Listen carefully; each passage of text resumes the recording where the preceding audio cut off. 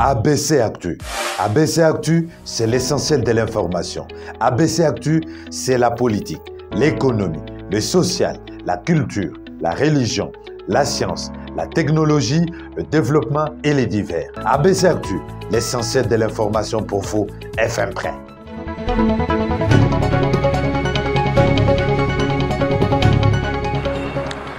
L'heure est à l'information. Toute l'actualité de la République démocratique du Congo, c'est après le sommaire. Le chef du gouvernement lance les assises du premier rendez-vous de la gouvernance à Kinshasa à l'hôtel Rotana. Éléments à suivre dans ce journal. Une lueur d'espoir pour le blouse blanche après la clôture des négociations entre le gouvernement de la République et les bancs syndicaux. À suivre avec plus de détails dans ce journal.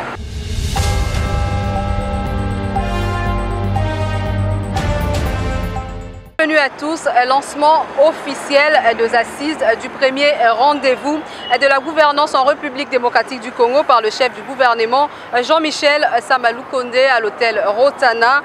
C'est mardi 11 octobre 2022 sous le thème renforcer les instances de gouvernance et le mécanisme de gestion publique axé sur le résultat. Regardez. Ces rendez-vous de la gouvernance s'inscrit dans le cadre du programme intégré d'appui à la décentralisation et à la gouvernance locale et à la planification du développement. C'est une importante activité initiée par le ministère du Plan en collaboration avec la vice-primature de l'Intérieur, avec l'appui financier du Royaume de Suède et les partenariats du Programme des Nations Unies pour le développement. Et l'objectif principal poursuivi à travers ces assises est de saisir l'opportunité de la revue du Programme national stratégique de développement pour mettre en cohérence plusieurs initiatives de renforcement de la gouvernance et de la planification du développement. Il s'agira durant 2 jours de présenter aux participants le paquet des appuis en matière de renforcement de capacités institutionnelles et humaines au profit du gouvernement central, des gouvernements provinciaux et des assemblées provinciales afin de le mettre en cohérence pour une meilleure coordination. Présents à ces assises, plusieurs délégués venus des institutions publiques centrales et provinciales, le partenaire technique et financier, le délégué de la société civile et du secteur privé. Lançant officiellement ces assises, le chef du gouvernement a salué la tenue de cet événement qui inaugure le démarrage effectif du programme intégré d'appui à la décentralisation, à la gouvernance locale et à la planification du développement. Je voudrais à mon tour rendre un hommage mérité à son Excellence Monsieur le Président de la République, chef de l'État, son Excellence Félix Antoine Tshisekedi Tshilombo, pour sa détermination à impulser, grâce à cet outil programmatique, les réformes et les investissements massifs dans les secteurs porteurs, susceptibles de booster une croissance inclusive et une transformation structurelle en vue d'accélérer la marche de notre pays vers son émergence.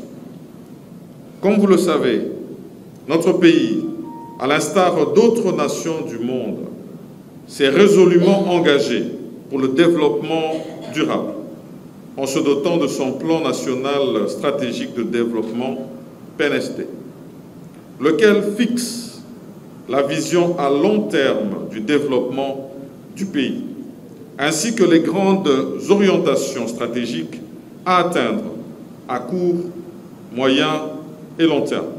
Le chef du gouvernement s'est réjoui de la concrétisation de ces projets avec l'appui de partenaires techniques et financiers. Avec l'appui technique, cette conjonction d'efforts devrait favoriser la capture de l'opportunité qui nous est offerte en dotant notre pays des mécanismes et dispositifs efficaces de gouvernance à tous les niveaux.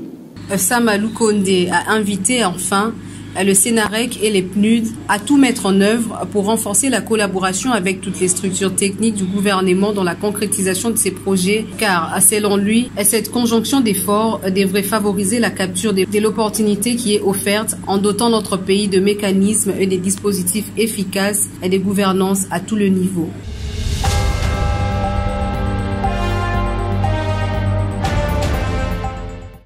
Dans l'actualité également, un rapport de la Cour des comptes a été déposé ce mardi 11 octobre à l'Assemblée nationale. Ces rapports contiennent des observations sur l'exécution de la loi de finances exercice 2021. Après dépôt, la délégation venue de ces services a fait le point. Moi et les membres de ma délégation, nous sommes venus représenter le premier président en déplacement à cette séance de dépôt du rapport contenant les observations de la Cour des comptes sur l'exécution de la loi des finances exercice 2021. Nous réservons la primeur à l'Assemblée nationale qui est l'autorité budgétaire, mais néanmoins il faut relever que conformément à la loi, l'article 84 portant composition et organisation de la Cour des comptes, la Cour des comptes assiste le Parlement dans le contrôle de l'exécution de la loi des finances de l'exercice clos. À cet effet, la Cour soumet à l'Assemblée nationale les rapports contenant les observations de la loi des finances de l'exercice clos. Nous nous sommes livrés à cet exercice durant cette année. Nous avons examiné la loi portant reddition des comptes. La Cour a fait des observations qui sont contenues dans les rapports que nous sommes venus déposer à ce jour à l'Assemblée nationale. Je crois que le rapport sera mis à la disposition du public. C'est là où vous allez comprendre que la Cour fait son travail sans aucune interférence. C'est un document officiel, il sera mis sur la place publique. Vous allez juger vous-même si la Cour fait le travail avec complaisance ou en toute indépendance. Vous le verrez. Et ici, de relever ici que la Cour joue un rôle important dans ces pays. La session de septembre, c'est une session essentiellement budgétaire. Sans le rapport de la Cour des comptes, la machine sera bloquée. Pour qu'on examine les projets de loi pour l'exercice 2023, il faut d'abord que le projet de loi sur la reddition des comptes soit adopté par l'Assemblée nationale.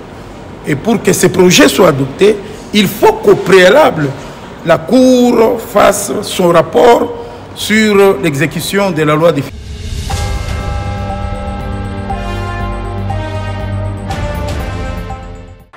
Répondant à la question d'une consoeur lors du briefing hebdomadaire tenu lundi 10 octobre 2022 sur quelques prétendus accords cachés entre la RDC et le Rwanda, le ministre de la Communication et porte-parole du gouvernement, Patrick Muyaya, dit qu'il n'y a jamais eu d'accord secret entre les deux États. J'ai envie de vous rappeler une communication que nous avions faite ici au terme d'un Conseil supérieur de la défense où nous avions dit que ces accords étaient suspendus.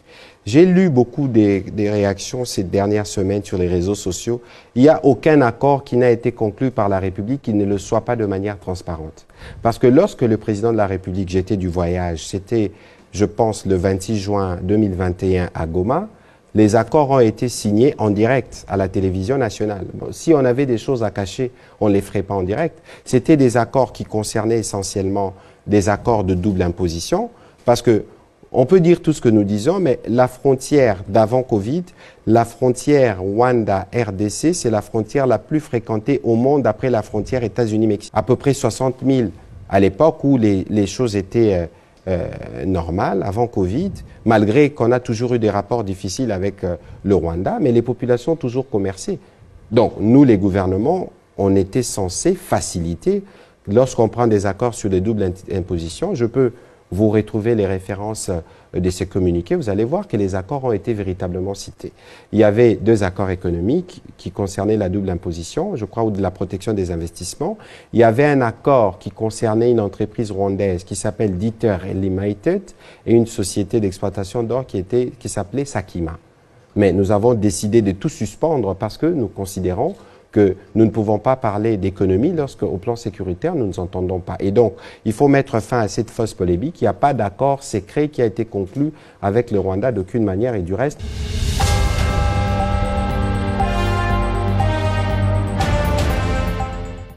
Dans un autre registre, Lambert Mende Omalanga, élu de l'Odja, a été reçu ce lundi par le ministre de l'Enseignement primaire, secondaire et technique, Tony Mwaba, dans son cabinet de travail pour soumettre des préoccupations et entrer au fonctionnement de son secteur dans la province du Sankourou. En sa qualité d'élu de l'Odja dans la province du Sankourou, Lambert Mende est allé s'entretenir avec Tony Mwaba, ministre de l'EPST, sur les préoccupations dans le secteur de l'enseignement de sa province. Après échange et satisfait de la visite de l'ancien ministre de la Communication et Médias, Tony Mwaba s'est dit être béni de la présence de ces derniers dans ses locaux. Au sortir de l'audience, Lambert Mende a fait la restitution de leur échange. Si j'ai commencé par dire que je faisais honneur au travail du ministre Tony Mwaba, c'est parce qu'il est celui qui a mis ce programme en marche. Ce programme, nous l'avons élaboré depuis plusieurs années. À l'époque où moi j'étais encore membre du gouvernement, nous n'avons jamais été en mesure de le mettre en œuvre. Aujourd'hui, nous voyons les résultats de ce programme tel qu'il se déroule sur terrain. Et chez moi, il y a des centaines de milliers d'enfants qui, sans ce programme de gratuité de l'enseignement fondamental, seraient aujourd'hui en train de jouer à la margelle ou de se apprêter à rejoindre des groupes plus ou moins marginaux, mais qui sont sur le banc de l'école. Nous avons échangé à ce sujet-là. Il m'a donné un certain nombre d'informations que je vais relayer à mes électeurs à la base et je pense qu'ils seront satisfaits parce que je leur réserve la primeur des réponses que M. le ministre a bien voulu me donner et je pense que c'est tout à l'honneur de ce grand ministère qu'il dirige aujourd'hui et je ne peux que vous dire toute ma satisfaction à la suite de cette rencontre que nous venons d'avoir. S'agissant des réalisations du ministre Tony Mwaba, notamment la réforme de la gratuité de l'enseignement, le ministre honoraire de la Communication a mentionné que ce programme a été élaboré plusieurs années avant et reconnaît que c'est Tony Mwaba qui l'a mis en marche.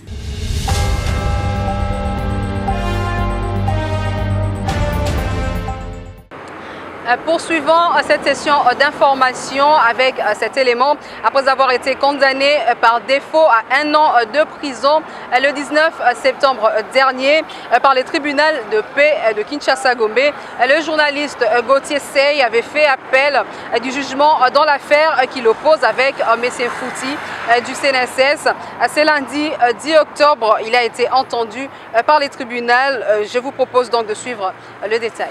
Il faut d'abord soulever que M. Gauthier Sey a été condamné par défaut. En son temps, il était malade, donc il ne pouvait pas se présenter. Nonobstant la présentation par nous de son certificat médical, le tribunal s'est quand même déclaré saisi et l'a condamné par défaut. Aujourd'hui, il est venu pour faire valoir ses moyens de preuve. Et vous l'avez suivi pendant plus de 6 heures d'audience. Nous avons tour à tour passé les imprécisions, les contradictions, les incertitudes de la CNSS et de la partie civile Fouti. De bout en bout, ils n'étaient pas à mesure d'asseoir leurs accusations. Et d'ailleurs, nous sommes contents parce que le réquisitoire du ministère public nous a rejoint presque à 90%.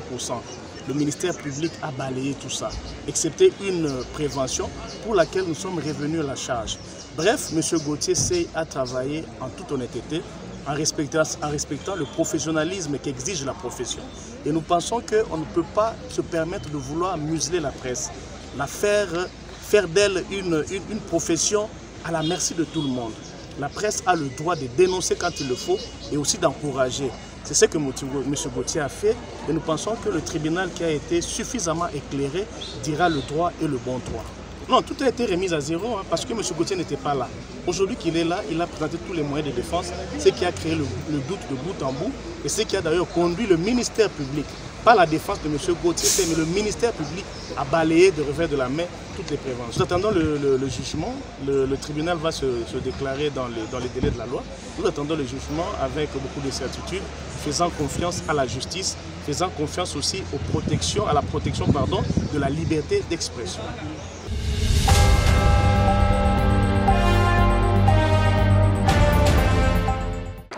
Je l'ai annoncé au sommaire. Bientôt les bouts du tunnel pour le blues blanche de la RDC. C'est après la clôture des négociations entre le gouvernement de la République et les bancs syndicaux que les deux parties se sont mis d'accord pour une éventuelle levée de grève. Des avancées significatives dans le processus de la réactivation des avantages sociaux de toutes les catégories professionnelles de la santé, signalant que ces conclusions ont été saluées par le délégué syndicaux et c'est tard dans la nuit du lundi 10 octobre 2022 que les négociations des Bibois 2 ont tiré le rideau.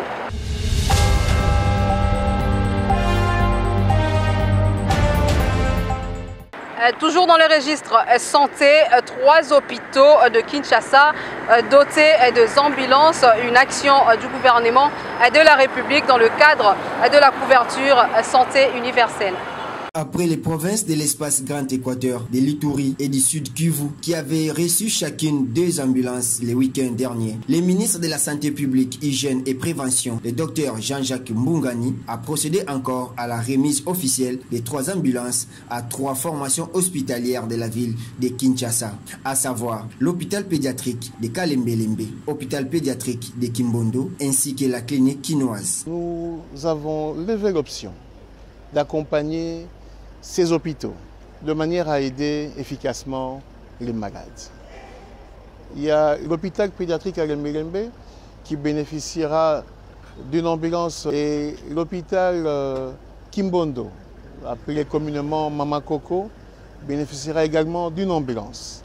En dernier lieu, c'est l'hôpital quinoise qui va bénéficier également d'une ambulance. Donc en résumé, nous allons remettre les clés au directeur, aux médecins responsables de ces 3 hôpitaux et les clés des ambulances pour que ça puisse aider les malades pour leur mobilité.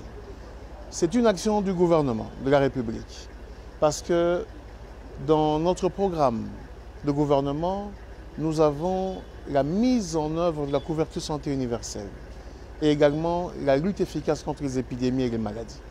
Et dans cette mise en œuvre de la couverture santé universelle, il était important d'appuyer les structures, les équiper, réhabiliter et les construire. Très émus, les bénéficiaires de cette dotation gouvernementale ont chacun promis d'utiliser ces engins à bon escient pour le bien des malades.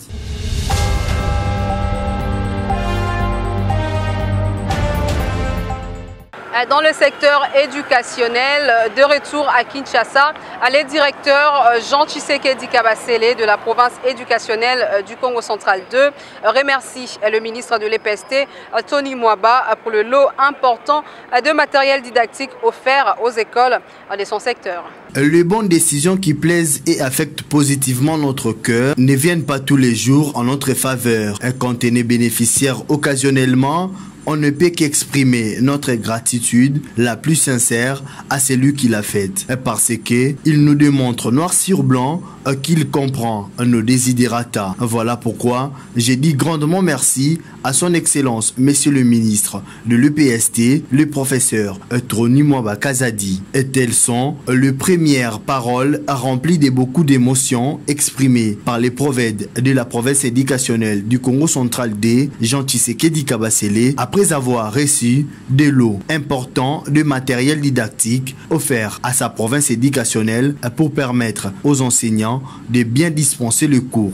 Ces matériels didactiques, il les a reçus ce mardi 11 octobre 2022 à Kinshasa, où il séjourne pour participer à la revue des mi-parcours de la stratégie sectorielle de l'éducation et de la formation organisée par le gouvernement de la République démocratique du Congo du 13 au 17 octobre. Point n'est donc besoin pour les écoles du Congo central des bénéficiaires de ces lots de se plaindre pour manque de matériel didactique, surtout pour l'enseignement des bases qui est rendu gratuite par les chefs de l'État à son Excellence Félix-Antoine Tshisekedi Tshilombo.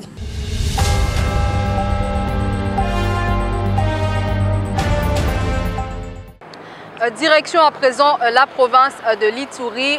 350 candidats civils et militaires de l'Ituri et du Haut-Ouélé ont pris part au concours national des recrutements de magistrats à Bunia dimanche 9 octobre 2022. Le gouverneur militaire, le lieutenant général Luboya Kanchama Johnny, qui a donné les go de ces tests, a salué la détermination du magistrat suprême à améliorer le fonctionnement de l'appareil judiciaire du pays. Venus de tous les coins et recoins de l'Ituri et du Haut-Ouélé, 358 candidats civils, policiers et militaires ont pris part ce dimanche au concours national de recrutement de magistrats CONAREM 2022 à Bunia. Augmenter l'effectif des magistrats est la preuve manifeste de la détermination du magistrat suprême. Le chef de l'État, Félix Tshisekedi Tshilombo, a amélioré le fonctionnement de l'appareil judiciaire du pays car du temps que la justice élève une nation, a souligné le gouverneur militaire de l'Ituri, lieutenant général Luboya Kanchama Johnny, qui a présidé la cérémonie officielle du lancement de ces concours. C'est ici pour moi l'occasion de rendre des hommages les plus déférents au président de la République, chef de l'État, commandant suprême des FARDC de la police nationale, surtout magistrat suprême, son Excellence Félix Antoine Tshisekedi Tshilombo, pour des efforts si louables qu'il ne cesse de fournir afin que notre pays puisse retrouver la paix et consolider l'état de droit. Occasion pour le colonel Nzao Keba, chef de la délégation du Conseil supérieur de la magistrature, de rappeler aux candidats quelques consignes à observer. De l'ouverture de malles contenant les items devant le candidat à la distribution de ces items dans la grande salle de l'université de Bunia, le gouverneur militaire, le lieutenant général Luboya Kanchama Johnny, juriste de formation, a remercié le commandant suprême pour cette opportunité offerte aux jeunes de l'Ituri et de Haut-Ouélé en particulier et ceux de la RDC en général. Cet examen, moi je suis juriste comme vous le savez, pour le faire ce n'était pas facile. Il y a 30 ans, nous avons terminé. Pour avoir accédé au barreau, à la magistrature, ce n'était pas une chose facile. Mais aujourd'hui, je pense qu'on vient de régulariser. Et là, c'est vraiment le cas de remercier le président de la République, commandant suprême, pour cette chance-là qu'il vient de donner aux jeunes. Et aussi, c'est une chance, pourquoi? Parce qu'on va renouveler. Vous savez, la jeunesse amène l'espoir. Rappelons que cette évaluation vise également à rapprocher les justiciables de leurs juges naturels car le premier devoir des magistrats est d'être juste avant d'être formaliste, a dit Voltaire.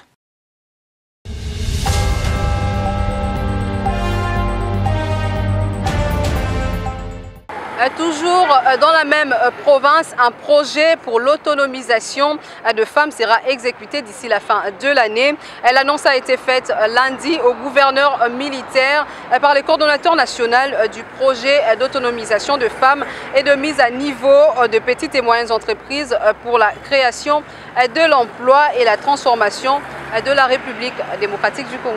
La population de l'Ituri doit s'approprier le projet d'autonomisation des femmes et de mise à niveau de petites et moyennes entreprises pour la création d'emplois et la transformation économique de la RDC. Ce projet qui sera exécuté d'ici la fin de l'année dans une province en voie de stabilisation suite aux actions menées par les forces armées vise à lutter contre le chômage, a dit le coordonnateur national de PADMP, Alexis Mangala, au sortir d'une audience lundi avec le gouverneur militaire de l'Ituri, le lieutenant général Luboya Kanchama Johnny. Il était utile d'en parler avec l'autorité provinciale pour d'abord une appropriation au niveau de la province, pour le sensibiliser et pour compter sur son appui dans l'installation et la mise en œuvre des activités de ce projet-là. Le projet va apporter un soutien aux femmes entrepreneurs